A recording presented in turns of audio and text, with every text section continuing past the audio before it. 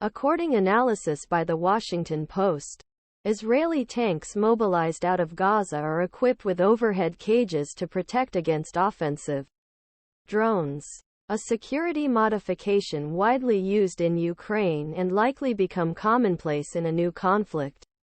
The hardened protective screens, sometimes called head cages, act as a barrier against airstrikes, allowing explosives to detonate before they can seriously damage vehicles or harm crew members.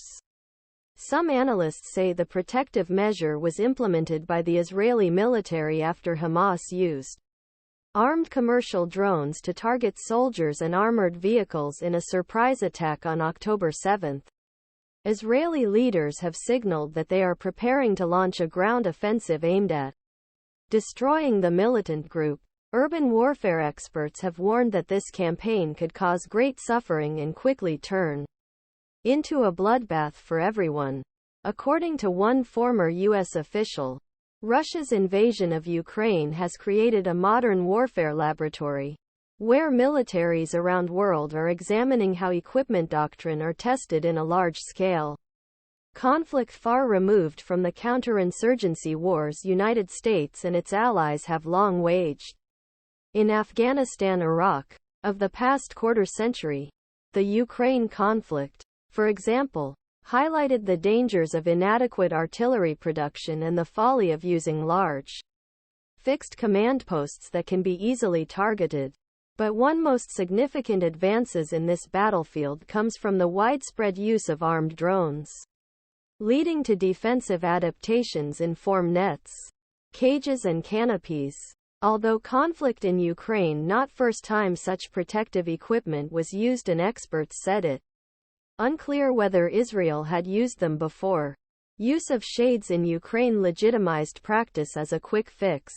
My assumption is that Hamas attacks gave Israel the impetus to deploy cages on a larger scale, said Mark Kansian, a senior advisor at Center for Strategic and International Studies. This was probably something they had thought about before, as everyone was watching the war in Ukraine closely.